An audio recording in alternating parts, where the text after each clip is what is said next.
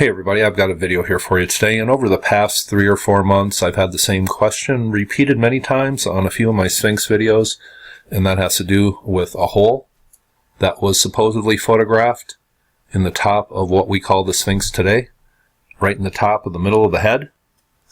And I have no definite answers for this, but I guess I can state my opinion on it, since that's what my YouTube channel is for, I guess.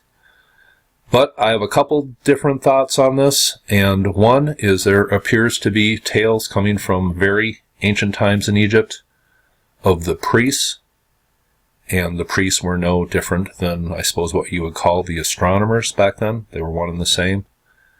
They were doing observations and calculations that had to do with this ancient shrine, which was Anubis in ancient times. And why do I say that in case you are new to my videos? Because that is exactly what the ancient Egyptians tell us the shrine was in antiquity.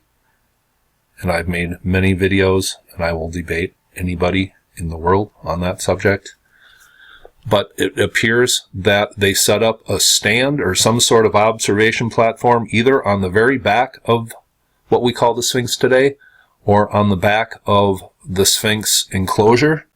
And there was something that they put in the middle of the head of the Sphinx to mark the sunrise exactly on March 21st, and that is a very important day.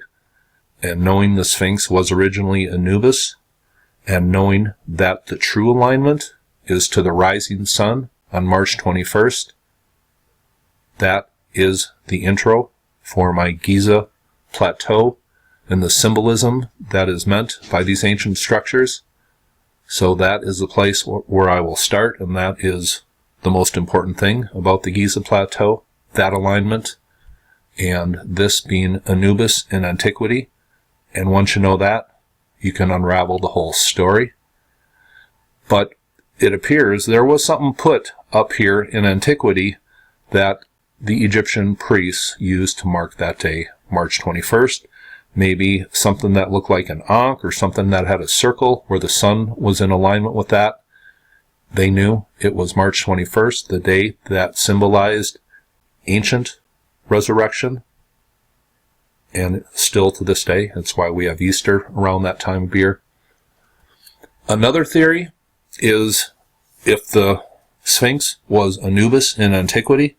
I've had a lot of comments saying, well, how could it have been a dog looking like that now? And Robert Schoch has been a critic of this theory, and he says, well, the lions slope back, eroded over time, but we have pictures of it coming from when Tutmosis IV uncovered it in the 18th dynasty with the flat back, and it was covered for most of that time period. So Mr. Schoch, I would really like to know when that slope back did erode.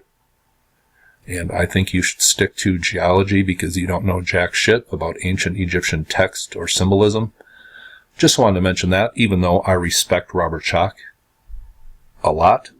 And being a scholar who is not afraid to put out some controversial theories, I do respect you for that. But as far as Anubis goes, I think you're kind of embarrassing yourself by what you say. I just wanted to mention that.